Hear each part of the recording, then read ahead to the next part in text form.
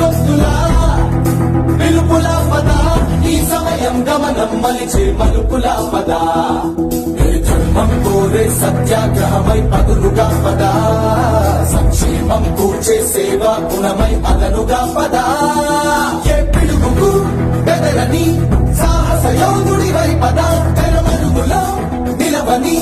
వేకువ సూర్యుడివై పద ఏ చెట్టు కొంకు లేని జన సైనికుడై పద